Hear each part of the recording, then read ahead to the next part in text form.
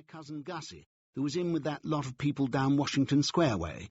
I don't know if I ever told you about it, but the reason why I left England was because I was sent over by my Aunt Agatha to try to stop young Gussie marrying a girl on the vaudeville stage. And I got the whole thing so mixed up that I decided that it would be a sound scheme for me to stop on in America for a bit, instead of going back and having long, cosy chats about the thing with Aunt. So I sent Jeeves out to find a decent apartment and settled down for a bit of exile. I'm bound to say that New York's a topping place to be exiled in. Everybody was awfully good to me, and there seemed to be plenty of things going on, and I'm a wealthy bird, so everything was fine. Chappies introduced me to other chappies, and so on and so forth, and it wasn't long before I knew squads of the right sort. Some who rolled in dollars in houses up by the park, and others who lived with the gas turned down, and mostly around Washington Square, artists and writers and so forth. Brainy coves. Corky was one of the artists. A portrait painter, he called himself, but he hadn't painted any portraits. He was sitting on the sidelines with a blanket over his shoulders, waiting for a chance to get into the game. You see, the catch about portrait painting, I've looked into the thing a bit, is that you can't start painting portraits till people come along and ask you to, and they won't come and ask you to until you've painted a lot first. Well, this makes it kind of difficult for a chappie. Corky managed to get along by drawing an occasional picture for the comic papers. He had rather a gift for funny stuff when he got a good idea, and doing bedsteads and chairs and things for the advertisements. His principal source of income, however, was derived from biting the ear of a rich uncle, one Alexander Warple, who was in the jute business. Well, I'm a bit foggy as to what jute is, but it's apparently something the populace is pretty keen on, for Mr. Warple had made quite an indecently large stack out of it. Now, a great many fellows think that having a rich uncle is a pretty soft snap, but according to Corky, such is not the case. Corky's uncle was a robust sort of cove who looked like living forever. He was 51, and it seemed as if he might go to par. It was not this, however, that distressed poor old Corky, for he was not bigoted and had no objection to the man going on living. What Corky kicked at was the way the above Warple used to harry him. Corky's uncle, you see, didn't want him to be an artist. He didn't think he had any talent in that direction. He was always urging him to chuck art and go into the jute business and start at the bottom and work his way up. Jute had apparently become a sort of obsession with him. He seemed to attach almost a spiritual importance to it. And what Corky said was that while he didn't know what they did at the bottom of the jute business, instinct told him that it was something too beastly for words. Corky, moreover, believed in his future as an artist. Some day, he said, he was going to make a hit. Meanwhile, by using the utmost tact and persuasiveness, he was inducing his uncle to cough up, very grudgingly, a small quarterly allowance. He wouldn't have got this if his uncle hadn't had a hobby. Mr. Warple was peculiar in this respect. As a rule, from what I've observed, the American captain of industry doesn't do anything out of business hours.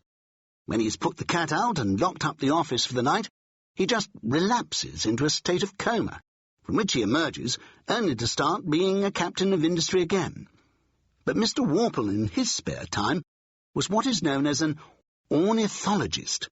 He'd written a book called American Birds, and was writing another to be called More American Birds. When he'd finished that, the presumption was that he would begin a third and keep on till the supply of American birds gave out. Corky used to go to him about once every 3 months and let him talk about American birds.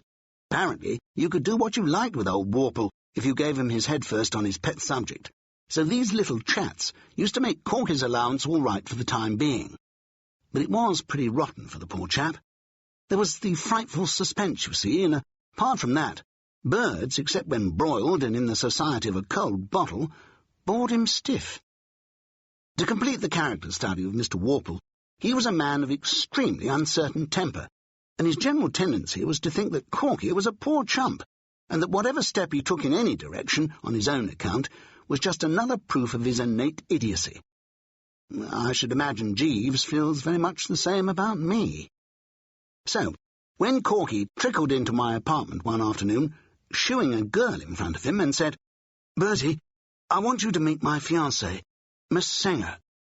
The aspect of the matter which hit me first was precisely the one which he had come to consult me about. The very first words I spoke were, "Corky, how about your uncle?" The poor chap gave one of those mirthless laughs. He was looking anxious and worried, like a man who's done the murder all right, but can't think what the deuce to do with the body. "We're so scared, Mr. Wooster," said the girl. "We were hoping that you might suggest a way of breaking it to him." Muriel Singer was one of those very quiet, appealing girls who have a way of looking at you with their big eyes, as if they thought you were the greatest thing on earth, and wondered that you hadn't got on to it yet yourself. She sat there in a sort of shrinking way, looking at me as if she were saying to herself, "Oh, I do hope this great strong man isn't going to hurt me." She gave a fellow a protective kind of feeling, made him want to stroke her hand and say, "There, there, little one," or words to that effect. She made me feel that there was nothing I wouldn't do for her. She was rather like one of those innocent-tasting American drinks, which creep imperceptibly into your system so that before you know what you're doing, you're starting out to reform the world by force, if necessary, and pausing on your way to tell the large man in the corner that if he looks at you like that, you'll knock his head off.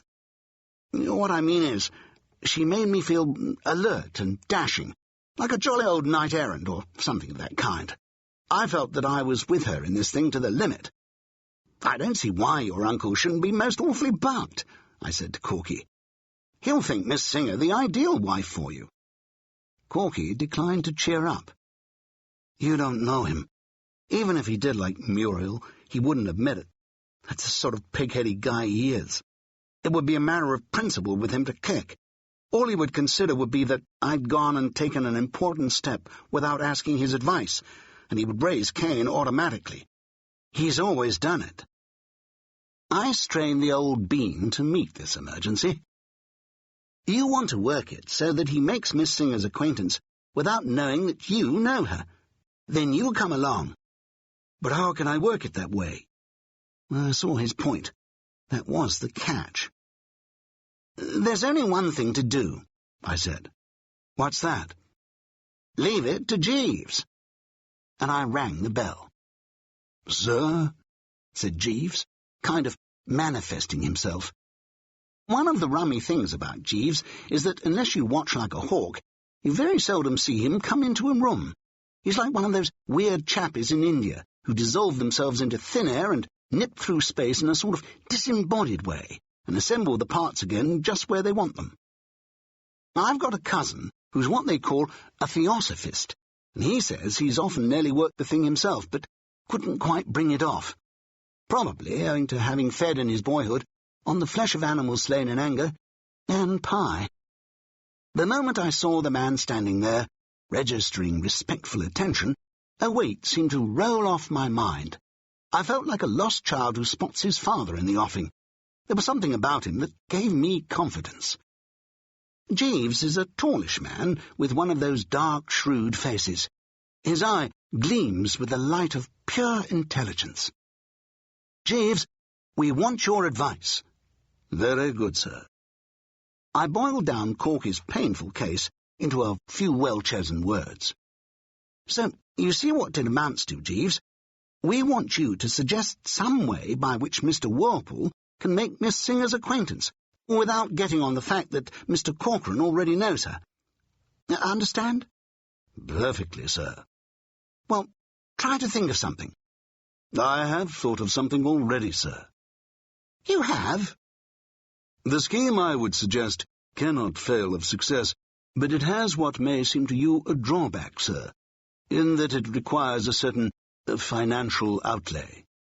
"He means," I translated to Corky, "that he's got a pippin of an idea, but it's going to cost a bit."